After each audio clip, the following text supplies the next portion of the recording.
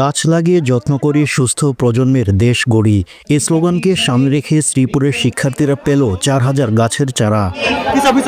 গাজীপুর থেকে রাকিবুল ইসলামের পাঠানো তথ্যচিত্রে বিস্তারিত। গাজীপুরের শ্রীপুরে আলহাজ আব্দুস সাত্তার ভূঁইয়া ফাউন্ডেশনের উদ্যোগে বৃক্ষরোপণ ও বৃক্ষ বিতরণ কর্মসূচি পালন করা হয়।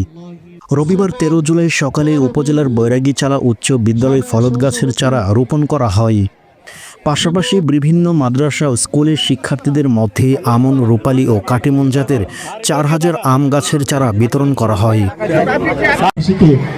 আলহাজ আব্দুল সাত্তার ভূঁইয়া ফাউন্ডেশনের সভাপতি আলহাজ আব্দুল সাত্তারের সভাপতিত্বে এ সময় প্রধান অতিথি হিসেবে শিক্ষার্থীদের মাঝে গাছের চারা বিতরণ করে বিএনপির কার্যনির্বাহী কমিটি সহ স্বাস্থ্য বিষয়ক সম্পাদক ও গাজীপুর জেলা বিএনপির সিনিয়র যুগ্ম আহ্বায়ক ডাক্তার অধ্যাপক SM রফিকুল ইসলাম।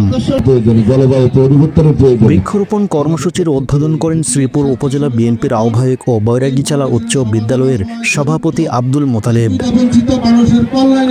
বিশেষ অতিথি হিসেবে উপস্থিত ছিলেন শ্রীপুর পৌর বিএনপির আহ্বায়ক হুমায়ুন কবির সরকার, সদস্য সচিব বিল্লাল হোসেন ব্যাপারী, শ্রীপুর উপজেলা বিএনপির সদস্য সচিব খায়রুল কবির মণ্ডল আজাদ, সিনিয়র যুগ্ম আহ্বায়ক আনোয়ার হোসেন ব্যাপারী। এ সময় বিএনপি ও অঙ্গ সহযোগী সংগঠনের নেতাকর্মী, বিভিন্ন স্কুলের শিক্ষক, শিক্ষার্থী সহ সর্বস্তরের জনগণ বৃক্ষরোপণ কর্মসূচিতে উপস্থিত ছিলেন।